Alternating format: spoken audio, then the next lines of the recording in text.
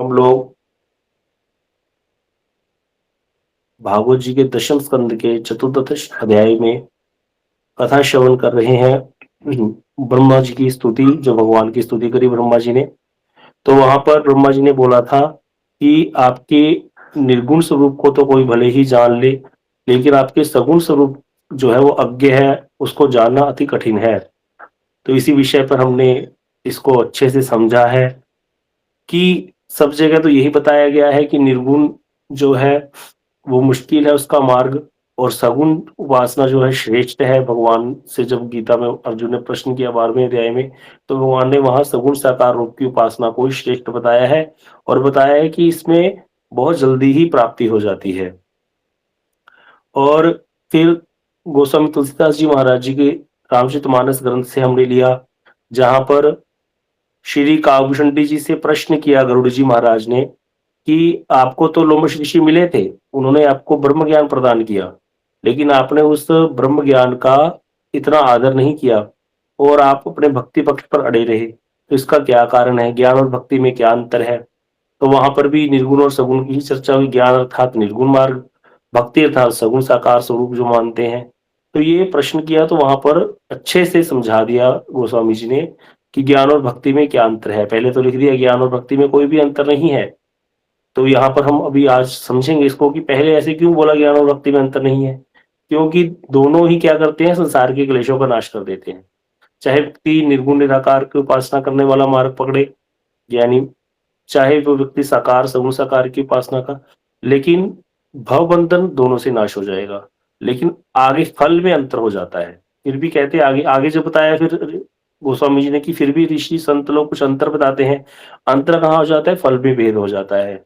जो भक्तों को आनंद प्राप्त होता है जिस चीज का, वो ज्ञानियों को कभी प्राप्त नहीं हो सकता। मुक्ति में वो आनंद नहीं है। इसीलिए वहां पर भक्ति की स्थापना करी है। ज्ञानी को जो मिलेगा वो क्या मिलेगी? मुक्ति मिलेगी। उससे भगवान का कुछ लेना देना नहीं है, भगवान को उससे कुछ प्राप्त नहीं होगा। लेकिन भक्त क्या चाहता है? भगवान का सेवा सेवा चाहते हैं। इसीलिए वहां पर भक्त और भगवान में संबंध स्थापित हो जाता है। ज्ञानी का कोई संबंध नहीं है भगवान से। तो इसीलिए यहाँ पर जो लिखा कि पहले तो लिख दिया कि कोई अंतर नहीं है, अर्थात दोनों के ही क्लेश नाश हो जाएंगे, भवबंधन नाश हो जाएगा, वो तो होगा। अनर्थों की निवृत्ति ज्ञानी की भी हो जाएगी, भक्त की भी हो जाएगी। लेकिन उसमें भी एक चीज है, ज्ञानी की अनर्थ निवृत्ति करने की सारी जिम्मेवारी उसकी अपनी है, लेकिन भक्त जो है उसकी सारी जिम्मेवारी भगवान की। यह प्रश्न भी आया अरण्य कांड में, जब नारद जी ने भगवान को श्राप दिया था। तो नारद जी जो है उन्होंने श्राप दिया था, सबको पता है भगवान को क्या था कि जैसे तुम स्त्री के वियोग में दुखी हो, जैसे मैं स्त्री के वियोग में दुखी हो रहा हूं, ऐसे आप भी स्त्री के वियोग में दुखी होगे। जैसे मैं क्या कर रहा हूं यहाँ पर, आ, मेरे आपने बंदर का मुंह लगाया, इसी प्रकार बंदर ही आपकी सहायता करेंगे, ऐसे कह करके नारद जी ने श्राप दिया था। तो भगवान ने नारद जी के श्राप को स्वीकार किया, और फिर क्या किया? जो नारद जी के श्राप को स्वीकार करके भगवान सीता जी को ढूंढते हुए वन वन में घूम रहे हैं, उनका विरह दिखा रहे हैं। तो इस चीज को देख करके नारद जी को बड़ी ही अपने आप पर लज्जा आई कि देखो मैंने भगवान को श्राप दिया, और क्या हुआ? इसके कारण क्या हुआ? मेरे कारण भगवान क्या कर रहे हैं? इस प्रकार की लीला कर रहे हैं। तो जब नारद जी इस प्रकार से आए थे, भगवान वहां पर नारद जी प्रकट हो गए, और प्रकट होकर के उन्होंने कहा कि मैं जो है आपसे कुछ कहना चाहता हूँ। बहुत प्रकार से नारद जी ने जो है ठाकुर जी को मनाया। मनाया तो नारद जी ने कहा कि आप मेरे प्रश्न का एक उत्तर दीजिए कि तब विवाह मैं चाहूं कि ना। नारद जी यहाँ प्रश्न करते हैं अरण्यकांड के 42 नंबर दोहे में कि मैं विवाह करना चाहता था, लेकिन मेरे को आपने विवाह नहीं करने दिया। नारद जी विवाह करना चाहते थे शीलनिधि की कन्या से, एक स्त्री पर मोहित हो गए थे, और नारद जी जाकर भगवान के पास जाकर बोले थे मुझे आप अपना मुख दे दो ताकि वो कन्या मेरे पे रीझ जाए। तो भगवान ने कहा था यही विधि हो परम हित तोरा, जिस विधि से तुम्हारा हित होगा वही मैं जल्दी जल्दी करूंगा। और नारद जी के भगवान ने बंदर का मुख लगा दिया था। नारद जी को, जब नारद जी सभा में गए हैं, तो वहां जो रानी थी, वो जो राजकुमारी थी, उसको नारद जी का बंदर वाला मुख दिखा, तो नारद जी की तरफ देखा ही नहीं उसने। लेकिन बाकी सबको नारद जी की तरह ही दिखे थे।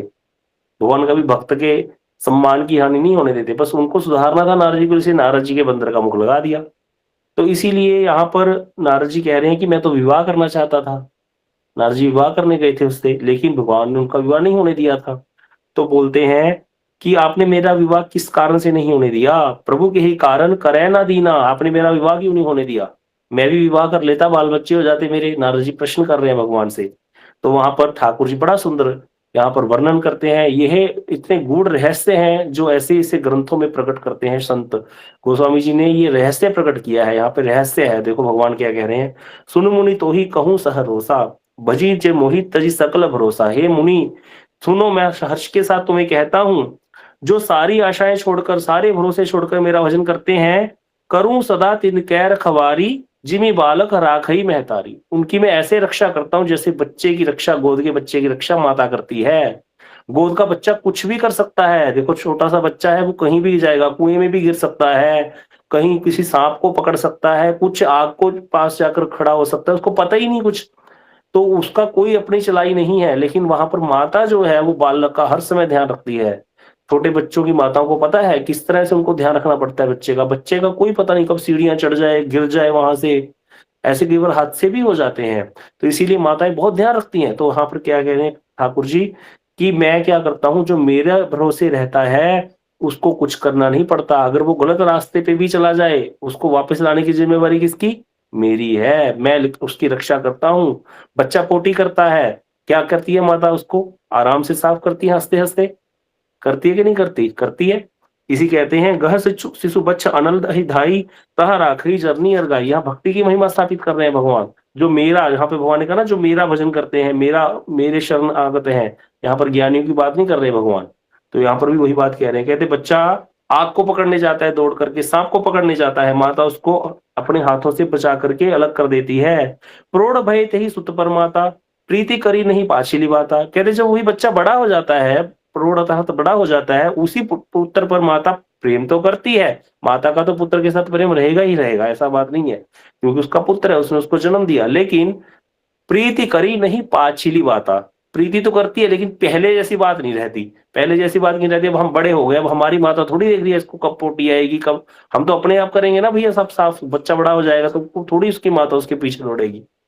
अब बच्चे को खुद से पता है कैसे कार ड्राइव करनी है, माता पीछे पीछे थोड़ी जाती है उसके। लेकिन छोटे बच्चे को तो नहीं करेगी ऐसे, उसको तो ध्यान रखना पड़ेगा। तो कहते मोरे प्रौढ़ तन्य समज्ञानी, जो ज्ञानी है वो भी मेरा ही पुत्र है, क्योंकि भगवान से तो सब उत्पन्न हुए हैं। ममे वंशो जीवलोके जीवभूत सनातन। जीवात्मा भगवान का अंश है, सनातन है। जैसे भगवान अविनाशी, ऐसी हम लोग अविनाशी, जीवात्मा है अविनाशी। तो उसमें जो जीवात्माएं तो ज्ञान मार्ग का अवलंबन करती हैं, मनुष्य शरीर धारण करके, तो वो बन जाते हैं ज्ञानी, ज्ञान मार्ग के अवलंबन करने वाले। तो बोले मोरे प्रौढ़ तन्य समज्ञानी, जो ज्ञानी है वो मेरा ही पुत्र है, लेकिन मेरे बड़े पुत्र के समान है। पालक सुत समदास अमानी, जो मेरे शरणागत है, मेरे सगुण साकार रूप की उपासना करता है, वो मेरा छोटा बालक है, मेरा गोद का पुत्र है। कहते जन ही मोर बल निज बल ताही, जो तो मेरा भक्त है वो तो मेरे बल पर रहता है। कल भी हमने इस पे चर्चा की थी कि भक्त कभी अहंकार नहीं करता। क्यों? क्योंकि उसने उसको पता है कि हमने हमने कुछ किए ही नहीं। मैं तो बैठे थे, गुरुजी आ गए, उन्होंने आकर माला दे दी, माला किया करो। हमने सुन ली बात उनकी। उन्होंने कहा तुलसी जी की परिक्रमा किया करो, तुलसी जी को जल दिया करो, सुबह मंगला किया करो, बैठ करके चैंटिंग किया करो। हमने करनी शुरू कर दी। तो कोई बाद में सिद्धि हो जाए, संसार का बंधन नाश हो जाए, कोई पूछे भैया तुमने बड़ी मेहनत की, तो वो क्या बोले, हमने क्या किया? हमने तो कुछ नहीं किया। लेकिन भगवान कह रहे हैं निज बलता ही, जो ज्ञानी उसको अपना बल है, लेकिन जान ही मोर बल, जो भक्त है उसको मेरा बल है, वो मेरे बल पर ही रहता है। तू कहा काम क्रोध रिपुआही, दोनों पर ही काम क्रोध तो हावी है। काम क्रोध जो हम पैदा हुए, चाहे ज्ञानी है चाहे भक्त है। कनिष्ठ भक्त भी जो है, भक्तों में भी कैटेगरी होती है, कनिष्ठ भक्त, मध्यम भक्त, उत्तम कोटि का भक्त। उत्तम कोटि का भक्त जन्म लेगा वो तो उद्धार करने आया संसार का, जैसे गुरु वर्ग है। मध्यम कोटि का भक्त है या निम्न कोटि का भक्त है, मेरे जैसा कोई कनिष्ठ है, उसके ऊपर तो काम क्रोध रहेगा कि नहीं रहेगा? रहेगा। लेकिन भक्त है, हृदय में भक्ति की भावना है, तो कहते दोनों पर काम क्रोध है। ज्ञानी भी जो है ज्ञान मार्ग का अवलंबन करने लगे, उसके ऊपर भी काम क्रोध लोभ मोह सब लेकर के पैदा हुआ। यह विचार पंडित मोहि भजनी, बोले जो तो ज्ञानी है उसके काम क्रोध की जिम्मेवारी किसकी? उसकी अपनी है। वो अपना काम क्रोध खुद नाश करेगा। इसीलिए ज्ञान मार्ग पे हमने कल चर्चा की थी, ज्ञान मार्ग में मन का निग्रह करना ज्ञानी की जिम्मेवारी है। इसीलिए उसके सारी क्रिया किस पे होती है? जोर होता है मन पे। लेकिन भक्त कभी मन पे जोर नहीं लगाते। मन कहाँ जा रहा है हमें कोई ध्यान नहीं देना, जहां जाता है जाने दो। ये ठाकुर जी करेंगे। हमें तो शरणागति भाव से भजन करना है भगवान का। शरणागत हो गए, सुबह उठते ही प्रणाम कर देते हैं, सारे वैष्णवों को दंडवत कर देते हैं, हम तो दास हैं आपके। आपके शरणागत बैठे, आपके चरणों का आश्रय ले लिया। अब आप देखो क्या करना है, गलत रास्ते पे जाएंगे तो आपका नाक कटेगी प्रभु, कहेंगे देखो भगवान का बड़ा भक्त था, देखो इसका हाल। प्रभु के भक्त ऐसे होते हैं। बड़ा सुंदर एक कीर्तन है, नाथ में थारो जी थारो, नाथ में थारो जी थारो, चोखो बुरो कुटिल और कामी, जो कुछ हूं सो थारो। उसमें एक लाइन है, कहते बुरो बुरो मैं बहुत बुरु हूँ, आखिर टाबर थारो। मैं तो प्रभु बहुत बुरा हूँ, लेकिन बुरा कहा कि मैं रह जाऊं लाज बिजसी तारू। मैं बुरा कहा के रह जाऊंगा, मुझे कोई फर्क नहीं पड़ता, नाम तो आपका बिगड़ेगा। लोग कहेंगे भाई भगवान का भक्त था, देखो हाल इसके, चोरी करता है, रिश्वतें खाता है, ऐसा भक्त है भगवान का। भगवान कहते अच्छा कोई बात नहीं, डंडा मारूंगा फिर। इसीलिए भक्तों के ऊपर कष्ट भी आते हैं कभी कभी, उनको सुधारने के लिए प्रभु क्या करते हैं, कृपा भेजते हैं अपनी, ये कृपा होती है। जो कनिष्ठ भक्त है, जिसके अंदर हृदय में अनर्थ भरे पड़े हैं, भजन कर रहा है, भगवान कहते देखो मेरा भजन करता है और गलत रास्ते पे चल रहा है, फिर उसको सीधा करने के लिए क्या करते हैं प्रभु, दंड धारण करते हैं। उस दंड के द्वारा उसका जो है शोधन करते हैं। इसीलिए भक्त का जो भी कुछ क्रियाएं होती हैं, उसके ऊपर सारा कंट्रोल भगवान का रहता है, चाहे वो कनिष्ठ भक्ति क्यों ना हो। कर्मों का भी जो बंधन कटवाएंगे भगवान, कैसे कटवा देंगे पता भी नहीं चलेगा। बाबा महाराज बोलते थे, एक बार हम परिक्रमा कर रहे महाराज जी के साथ, तो परिक्रमा करते करते मैं और हर्ष प्रभु ऐसे बातों में उलझे कि पता नहीं कहाँ निकल गए। बस आवाज सुनाई दे रही थी कीर्तन की, और निकलते निकलते कहीं ऐसी जगह निकल गए, कांटों में फंस गए। कोई जा रहे थे कामा बरसाना से, तो कांटों में फंस गए, पैदल चल रहे थे, बहुत भयंकर कांटे चुभ गए पैरों में, बहुत सूल चुभ गए, गोखरू चुभ गए। जब वहां पहुंचे तो वहां भगत जी हैं कोसी के, वो हंसने लगे। हमने कहा प्रभु जी हम तो ऐसा भटके, अरे कांटे चुभ गए, बुरा हाल हो गया, अनुगत्य छूट गया वैष्णव का, देखो कितने कांटे चुभे। अरे बोले कांटे नहीं चुभे, तुम तो हमेशा पीछे पीछे ही चलने वाले थे, ये तुम्हारे पे आज कोई विपत्ति आनी थी। अब देखो ठाकुर जी छोटे छोटे कांटे चुभा करके तुम्हें सारा पार करवा दिए, तुम्हारा कर्म बंधन, और देखो आनंद ले रहे हो ब्रज में, एकदम से सारा पीड़ा चली गई हमारी। तुम्हें ठीक है भाई, बात तो सही है, पता नहीं क्या होना था आज, कहाँ फंसना था, क्या करना था।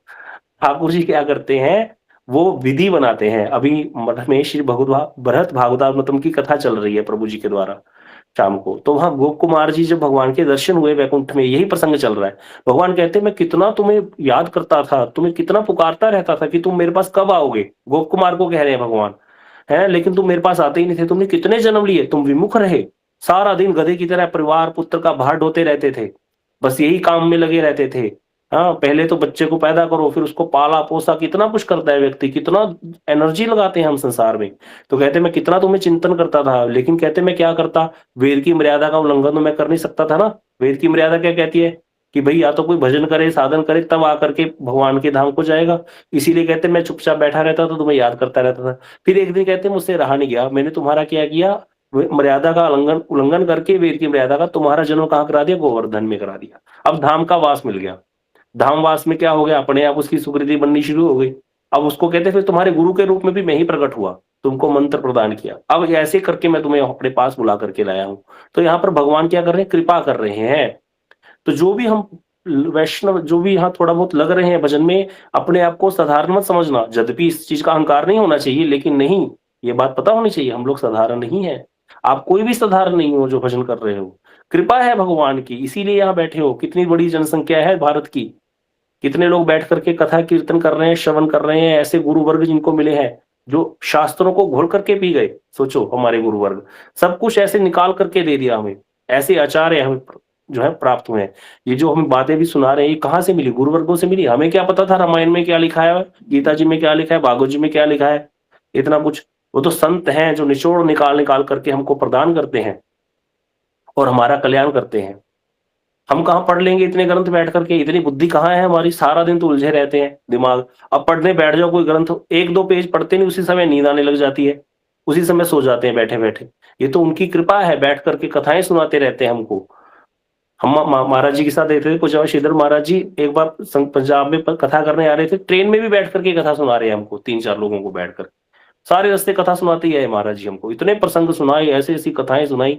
तो ये वैष्णवों का चरित्र है, उनकी कृपा है, जिससे हमें ये सब कुछ मिल जाता है। तो भगवान कह रहे हैं भाई मैं क्या करता हूं, जितना भी भक्त है मेरा जो, उसके काम क्रोध की जिम्मेवारी मेरी है, और ज्ञानी के काम क्रोध नष्ट करने की जिम्मेवारी उसकी अपनी है। इसीलिए ज्ञानी जो सारा प्रयत्न किस पे करते हैं, मन पे करते हैं, मन पे जोड़, भक्त कभी नहीं करते। कोई ऐसा, अगर कोई ऐसी वैष्णव बनकर के ऐसी उपदेश दे रहा है, नहीं मन का निग्रह करना पड़ेगा, इसका अर्थ क्या है, अभी उसने वो भक्ति की जो वो पराकाष्ठा है उसको जाना नहीं वैष्णव के मुख से।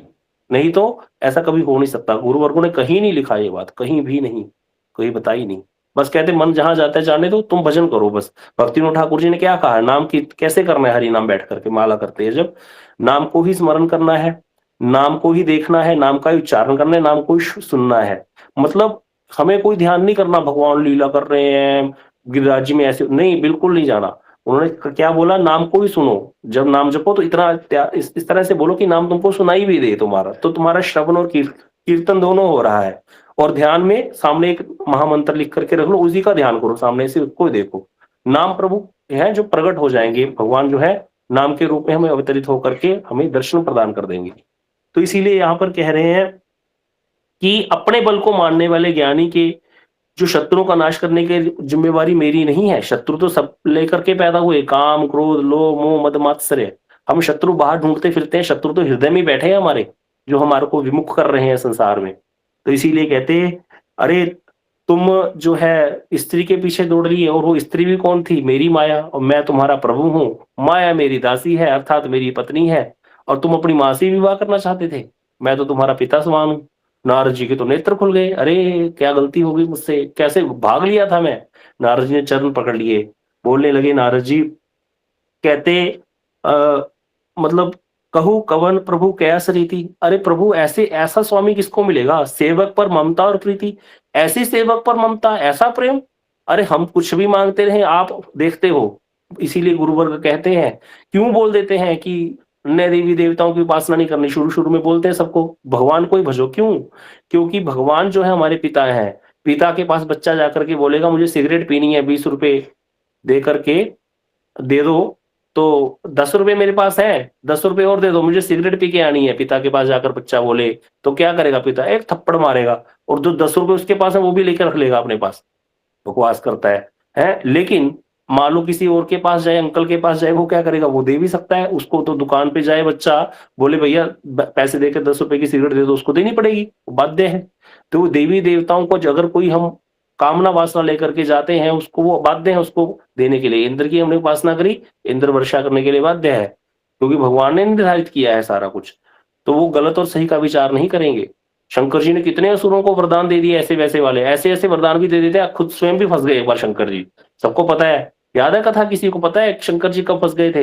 एक असुर असुर को वरदान दे दिया था, कौन सा वाला, लिख कर भेजिए कीजिए। एक असुर को वरदान दे दिया था कि जिसके सर पर हाथ रखे वो भस्म हो जाएगा। हाँ, तो शंकर जी के ही पीछे पड़ लिया, वो बोला हाँ इसको ही कर देता हूँ काम, पार्वती से विवाह करूंगा, बताओ। तो शंकर जी तो फंस गए, भाग रहे हैं वो पीछे पीछे, पड़ा हुआ है असुर शंकर जी के।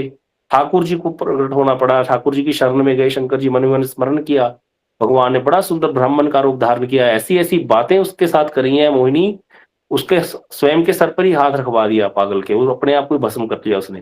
ठाकुर जी ऐसे हैं, उसका भी कल्याण कर दिया। नहीं तो शंकर जी के पीछे पड़ता उसका तो क्या हो, शंकर जी को क्या हो सकता है, शंकर जी को साधारण है। तो यहाँ पर ये ऐसे भगवान जो है, इसलिए कह रहे हैं नारद जी, सेवक पर ममता और प्रीति, ऐसी ममता ऐसा प्रेम ठाकुर जी का हमारे पर। क्योंकि देखो प्रेम तो माता पिता को ही होता है। आप बताओ जगत में निस्वार्थ सेवा कौन करता है, सिर्फ माता पिता, और कोई नहीं कर सकता। माता पिता हमारे फ्री के नौकर होते हैं कि नहीं होते, सबको पता है भाई। कुछ भी करता रहे बच्चा, 100 गाली देता है, अगर स्त्री के पीछे भी लग जाए विवाह के बाद, तब भी माता पिता कभी उसका कल्याण नहीं चाहते। इसी प्रकार क्योंकि उन्होंने उनको जन्म दिया है उसको, इसी प्रकार भगवान के हम अंश हैं, भगवान हमको कभी त्याग नहीं कर सकते, हमारा कभी भी अकल्याण नहीं कर सकते। इसीलिए कह रहे हैं यही ना भजी सब प्रभु ब्रह्म त्यागी। नारद जी कह रहे हैं ऐसे प्रभु को भ्रम त्याग करके जो नहीं भजते, ज्ञान रंग नर मंद अभागी, वो तो मनुष्य क्या है, ज्ञान के कंगाल हैं, दुर्बुद्धि हैं और अभागे हैं। फिर नारद जी ने जो है ऐसे स्तुति करके भगवान से वरदान मांग करके नारद जी चले गए। इस प्रकार जगह जगह भक्ति की स्थापना रामायण में गोस्वामी तुलसीदास जी महाराज ने करी है, कि भक्ति की कितनी महिमा है। और इस ग्रंथ को लेकर के कोई बोले ये मायावादी ग्रंथ है, ज्ञान को स्थापित करता है, तो उसका अर्थ क्या है, उसने ग्रंथ को पढ़ा ही नहीं। तो इस ग्रंथ में कहीं भी ज्ञान की स्थापना नहीं करी, भक्ति की ही स्थापना करी गई है। लेकिन क्योंकि गुरुदेव कहते थे श्रीमद्भागवतम जैसे वेदों का सार है, उसी प्रकार श्रीमद्भागवतम जैसा ही ये ग्रंथ है, बिल्कुल एज इट इज। वहां पर भी ऐसे तो श्रीमद्भागवतम जी में भी ऐसे श्लोक कहीं मिल जाएंगे जहां लगेगा कि भगवान को निर्गुण निराकार स्थापित किया गया है, अगर ऐसी कोई बात कहे तो, कि नहीं ऐसी बातें यहाँ पर हैं, क्योंकि वेद में दोनों तरह की बातें हैं। इसको भी हम चर्चा करेंगे कि क्यों यहाँ पर इस तरह से है। तो आगे यहाँ पर जब स्थापित कर दिया कि भक्ति की ही महिमा है, भक्ति से ही सब कुछ होगा, तो हमने ये समझ लिया अब कि निर्गुण जो है वो मुश्किल है, ज्ञानियों का मार्ग, और भक्ति का मार्ग अति सुलभ है। भक्ति में अति सुलभ ही प्राप्ति हो जाती है, और जो ये काम क्रोध लोभ मोह मद मत्सर्य है या संसार के बंधन है, ये तो कब नाश हो जाएंगे पता ही नहीं चलेगा। जैसे भोजन किया तो जाता है तृप्ति के लिए, जठराग्नि उसको अपने आप पचा डालती है। इसी प्रकार लेकिन ज्ञानियों को ऐसे नहीं होता, ज्ञानियों को तो बहुत प्रयत्न करना पड़ता है काम क्रोध लोभ मोह मद मात्सर्य को नाश करने के लिए। हाँ, इसमें एक चीज है, भक्तों में जो कनिष्ठ भक्त होता है मेरे जैसा, उसको थोड़ा प्रयास, उसको थोड़ी टेंशन रहती है शुरू में। कनिष्ठ भक्त का क्या जो लक्षण है वो ये है कि उसको, कनिष्ठ भक्त का क्या होता है, भजन तो करने लग गया लेकिन भजन में मन नहीं लगता, और ये जो विकार हैं ये उसको तंग करते हैं। लोभ जो है, लोभ के कारण पाप कर बैठता है, पाप काम आ जाता है हृदय में, क्रोध आ जाता है, तो इसके कारण वो परेशान रहता है। तो जो कनिष्ठ भक्त है उसको थोड़ा शुरू में दिक्कतें हैं, लेकिन अगर साधु संग रहेगा और हमारे जो आचार्यों ने इतने सुंदर सुंदर कीर्तन किए हैं दिए हैं, उनको करने से ये जो कनिष्ठ भक्त का जो लेवल है वो धीरे धीरे अपने आप बढ़ जाता है। साधु संग में अपने आप कल्याण हो जाता है। बस इसमें एक ही लास्ट में कोई पूछे कि भाई इसका उपाय क्या है, फिर कनिष्ठ भक्त तो परेशान रहता है, हम सब परेशान तो रहते हैं। कोई भी किसी को कुछ बोल दे, मान लो किसी ने कुछ बोल दिया, तो मान लो हमने भी उसका प्रतिकार कर दिया, तो बाद में कष्ट होता है। कनिष्ठ भक्त को कष्ट होता है कि नहीं होता? होता है। जो माला करते हैं उनको पता है, बाद में लगता है क्यों बोल दिया, ऐसी बात बढ़ा दी, क्यों मेरे को क्रोध आ गया था, लेकिन आ जाता है क्योंकि अभी इतना विवेक नहीं जगा, अभी उतना अपने आप पे कंट्रोल नहीं हो पाया अपने आप से, क्योंकि अपने आप से होना है, अपने आप आएगा कंट्रोल, हमें कुछ करना नहीं है। तो इसीलिए कृष्ण भक्त को आगे बढ़ने के लिए क्या करना है? साधु संग करना है। जब ऐसे वैष्णव के संग में हम रहते हैं जो देख रहे हैं कि वो कितने सहनशील हैं, सब चीज सहन कर जाते हैं चुपचाप, तो अपने आप वो सहन शक्ति हमारे अंदर भी आ जाएगी। नारद जी ने कहा, नारद जी ने नहीं, प्रहलाद जी महाराज ने कहा, नैशा मति तावत उरु कर्मांगरी स्पर्शति अनर्था पगमो यदर्थ, कि ऐसी मति कभी नहीं हो सकती जो भगवान में निश्चला बुद्धि कभी नहीं हो सकती जब तक कि हम यह साम पाद रजोभिषेकम निष्किंचना नाम नावर्णित यावत, जब तक कि हम उन पगे हुए वैष्णव के चरणों की धूलि में स्नान ना कर लें। इसीलिए ब्रजमंडल परिक्रमाएं कराई जाती हैं, ताकि उसमें कोई ऐसे वैष्णव हमको, हमारे महाराज जी का संग मिलता है, उनके चरणों की धूल हमारे ऊपर पड़ती है, जिससे हमारी वो मति हो जाती है दृढ़। इसीलिए ये परिक्रमा जो कार्तिक में महाराज निकालते हैं, बाबा महाराज कहते थे कि ये जो कार्तिक परिक्रमा है वो तो पैदल चलते हैं, पैदल चलते थे परिक्रमा में, पूरी 40 दिन में होती थी। तो कहते थे इस परिक्रमा में ना जाने कितने ही भक्त आए हैं, उनकी चरणों की धूली जो है हमारे पर पड़ती है, तो हमारे अंदर भी वो वृत्तियां आ जाती हैं भजन वाली, अपने आप आ जाती हैं, कुछ करना नहीं पड़ता। भक्त कभी भी कुछ नहीं करता। जो शुद्ध भक्त हैं, भजन करके बढ़ गए आगे, उनको पता है, पूछना वो कहेंगे हमने कुछ नहीं किया, अपने आप सब हुआ, वैष्णव की कृपा से हुआ, साधु संग से हुआ। तो साधु संग में ही सब कुछ होगा। अब यहाँ पर एक प्रश्न है, आपसे हम चर्चा करेंगे। जब हमने जॉब ज्वाइन की थी, तो कुछ लोग मेरे फ्रेंड्स जो थे वो इन्फोसिस में चले गए बेंगलोर में, और कुछ हम लोग चले गए थे विप्रो टेक्नोलॉजीज में, कुछ और अन्य अन्य कंपनीज में चले गए। जब पहले दिन उनके साथ मीटिंग हुई, कंपनी के जो सीईओ थे, बड़े बड़े ऑफिसर्स थे, तो उन्होंने, जो इन्फोसिस के जो थे, नारायण मूर्ति शायद उनका नाम है, उन्होंने एक बात कही थी। किसी की इंटरव्यू ले रहे थे बच्चे की, भाई तुम कौन हो, अपना परिचय दो, अपनी इंटरव्यू दो। तो उसने बताया कि मैं अमुक अमुक हूँ, ऐसे ऐसे। तो उसने कहा कि आपने इन्फोसिस क्यों ज्वाइन की? तो उसने कहा कि आई लव इन्फोसिस, मैं कंपनी को प्रेम करता हूँ। तो इस बात को सुनकर नारायण मूर्ति चुप हो गए। जब वो बच्चा बैठ गया तो बोले, don't love your company, love your job, love your profession, you don't know when your company would stop loving you. उस लड़के ने कहा मैं कंपनी से प्रेम करता हूं। तो उन्होंने कहा अपनी कंपनी से प्रेम मत करो, अपने प्रोफेशन से, अपनी जॉब से प्रेम करो। तुम्हें नहीं पता तुम्हारी कंपनी तुम्हारे को कब प्रेम करना बंद कर देगी, कब तुमको बाहर निकाल देगी। तो ये तो बात उसने सही बोली, बड़ी कड़वी बात है। खुद मालिक कह रहा है भाई हम तुमको कब निकाल देंगे पता नहीं, इसलिए अपने अपने जो अपनी स्किल्स हैं उस पर ध्यान दो, ताकि तुमको कहीं और भी जॉब मिल सके। ये नहीं कि मैं कंपनी से प्रेम करता हूं तो सोचो कि कंपनी हमारा पालन करती रहेगी। तो यही चीज को लेकर के हमने प्रश्न किया प्रभु जी से, प्रभु जी ऐसे हमने सुना था जब हम जॉब में गए थे, अब हम मठ में आ गए हैं, तो यहाँ कहा जाता है कि मठ से प्रेम करो, वैष्णव से प्रेम करो, सब कुछ वैष्णव करेंगे, तो क्या यहाँ पर ये सिद्धांत लागू नहीं होता कि हम अपने साधन भजन से प्रेम करें, हमें वैष्णव से प्रेम नहीं करना? क्योंकि हमें कुछ नहीं पता कब हमारे को वैष्णव प्रेम करना बंद कर दे। वैष्णव ने प्रेम करना बंद कर दिया, साधन भजन हमने किया नहीं। हमने सुना था कि वैष्णव के से कृपा से सब कुछ होता है। तो इसका उत्तर आप लोग ढूँढ के लाइएगा कि क्या करना चाहिए? क्या वैष्णव से प्रेम नहीं करना चाहिए? जैसा वहाँ पे बताया गया संसार में कि भैया अपनी कंपनी से प्रेम मत करो, अपनी स्किल्स, अपनी जॉब से प्रेम करो। तुम्हारी स्किल्स बढ़िया होगी तो तुमको कोई भी रख लेगा। कल को कोई पता नहीं तुमको तुम्हारी कंपनी कब प्रेम करना बंद कर दे। तो अर्थात अपने साधन भजन पे ध्यान दो, हैं? तो यहाँ पर क्या हमें अपने साधन भजन पे ध्यान देना चाहिए? नहीं, साधन भजन पे ध्यान ना दे करके वैष्णव सेवा, वैष्णव के ही संग में रह करके उसी पे ध्यान देना चाहिए, अपने आप होगा, क्योंकि सारा कुछ तो अपने आप होगा, साधन से तो होगा नहीं। शास्त्र में बोल दिया। तो क्या इसका उत्तर होना चाहिए? ये बहुत गूढ़ प्रश्न है। प्रभु जी इसको सुनकर के बहुत सीरियस हो गए थे और 2 दिन तक चर्चा चली थी मठ में और अच्छे से प्रभु जी ने अपने 35 साल के एक्सपीरियंस को हमको दिया था कि क्या हमें करना है, किस प्रकार से हमें भजन मार्ग में चलना है। ये भजन मार्ग कह तो दिया बहुत आसान है, लेकिन इतना आसान भी नहीं है, क्योंकि जब तक हम किसी ऐसे वैष्णवों के संग में रह करके उनके अनुभव नहीं लेंगे, तब हम आगे नहीं बढ़ पाएँगे। कब हमारी श्रद्धा जो है नष्ट हो जाएगी, हमको पता भी नहीं चलेगा। कब ये श्रद्धा जो है खत्म हो जाएगी हमारी। कितने ही लोग देखे जाते हैं, आते हैं ऐसे 64-64 माला करने लग गए, आते ही थोड़े दिन बाद देखा है तो कुछ नहीं करा जाता।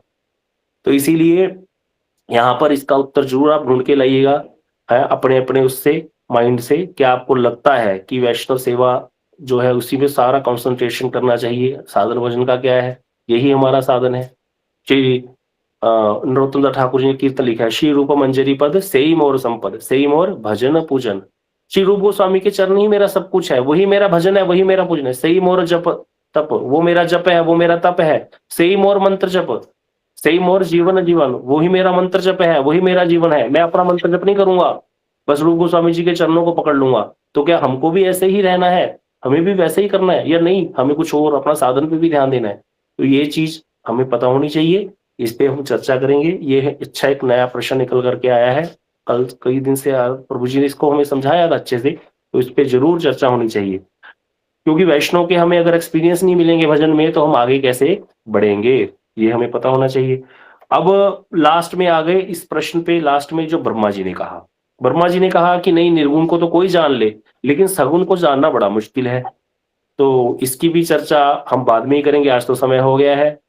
यही बात रामचरितमानस में भी कही गई है। रामचरितमानस में भी गोस्वामी जी लिखते हैं, कौन कह रहा है? काकभूषण जी स्वयं बोल रहे हैं, निर्गुण रूप सुलभ अति, सगुण जान नहीं कोई। एक ही जगह रामायण में यह वर्णन आया। ऐसे ही भागवत जी में एक ही जगह यह वर्णन आया कि निर्गुण आसान है, सगुण अज्ञेय है, सगुण को जानना बड़ा मुश्किल है। बाकी सब जगह निर्गुण को छोड़ करके सगुण की उपासना की बात कही गई। लेकिन यहाँ पर जो ये बात आई, निर्गुण सुलभ है, सगुण मुश्किल है, ये 2 जगह ही, रामायण में एक जगह, भागवत जी में एक जगह ब्रह्मा जी बोल रहे हैं। इसको हम चर्चा करेंगे। यहाँ पर एक चौपाई सुन लीजिए, दोहा नंबर 73 है, जो उत्तरकांड में। ये आप नोट भी कर सकते हैं सारे पॉइंट। ये समझ में आ गई चीजें तो बहुत अच्छी बातें हैं ये, जिससे सारा कॉन्सेप्ट क्लियर हो जाता है तत्व ज्ञान का, भगवान की भक्ति का। तो यहाँ पर कह रहे हैं, निर्गुण रूप सुलभ अति, सगुण जान नहीं कोई, सगुण अगम नाना चरित सुन मुनि मन भ्रम होई। सगुण जो कहते हैं, निर्गुण रूप अत्यंत सुलभ है, सहज में ही समझ में आने वाला है, परंतु गुणातीत दिव्य सगुण स्वरूप को कोई नहीं जानता। इसीलिए उस सगुण भगवान के अनेक प्रकार के सुगम और अगम चरित्रों को सुनकर के मुनियों के मन को भी भ्रम हो जाता है। ऐसा काकभूषण जी बोल रहे हैं गरुड़ जी महाराज जी को। सुनु खगेश रघुपति प्रभुताई, कहूं जथामिति कथा सुहाई। बोले, जय विधि मोहि मोह भयु प्रभु मोहि, मुझे भी मोह हो गया था। कौन कह रहे हैं? काकभूषण जी, जो इतनी कथा सुंदर वर्णन कर रहे हैं। काकभूषण जी कह रहे हैं गरुड़ जी को, मुझे भी मोह हो गया था। तो इसीलिए वो बोल रहे हैं, मुझे भी मोह हो गया था, तो मैं भी मोहित हो गया था भगवान की लीला में, इसीलिए सगुण मुश्किल है। ब्रह्मा जी कह रहे हैं, मैं मोहित हो गया भाई, 4 वेदों का बोलने वाला ब्रह्मा, मैं मोहित हो गया भगवान की लीला में। उनको एक साधारण बालक समझ लिया और क्या किया, उनके ग्वाल बाल और बछड़े चुरा लिए। तो यहाँ पर ब्रह्मा जी भी इसीलिए कह रहे हैं। तो इसको हम चर्चा करेंगे कि ये इसीलिए बोला है। यहाँ पर साधन की बात नहीं चल रही कि साधन किसका मुश्किल है। जो गीता के 12वें अध्याय में प्रश्न किया था अर्जुन ने, थोड़ा सा हिंट दे रहे हैं। वो पूछा था कि जो तरीका है, मतलब उपासना की पद्धति कौन सी श्रेष्ठ है, तो उसमें भगवान ने कहा पद्धति सगुण उपासना वाली श्रेष्ठ है।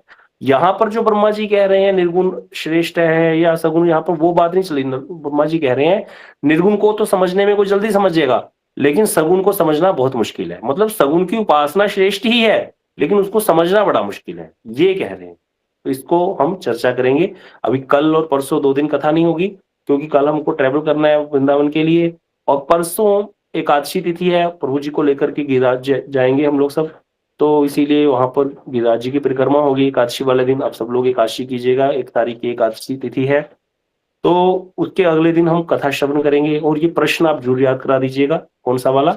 जो कि हमें वैष्णव की ही सेवा करनी चाहिए, साधन पे ध्यान देना चाहिए, या साधन पे ध्यान ही देना चाहिए, वैष्णव को इग्नोर करना चाहिए। तो किस प्रकार से हमको रहना चाहिए, क्या बोला गया इसमें? जैसे उन्होंने कहा कि don't love your company, love your job. तो इसी प्रकार के हमें भी प्रेम नहीं करना किसी से, हमें अपने प्रोफेशन से प्रेम करना है, साधन भजन से ही प्रेम करना है। इसका उत्तर क्या है? तो ये हम चर्चा करेंगे। पहले ये वाला प्रश्न जो है, जो ब्रह्मा जी ने बोला था, उसको हम कंप्लीट कर देंगे परसों। आज परसों नहीं, ट्यूसडे को कथा होगी। कल और संडे और मंडे 2 दिन कथा नहीं कर पाएंगे। वांछा कल्पतरुभ्यश्च कृपा सिंधुभ्यश्च पतितानां पावनेभ्यो वैष्णवेभ्यो नमो।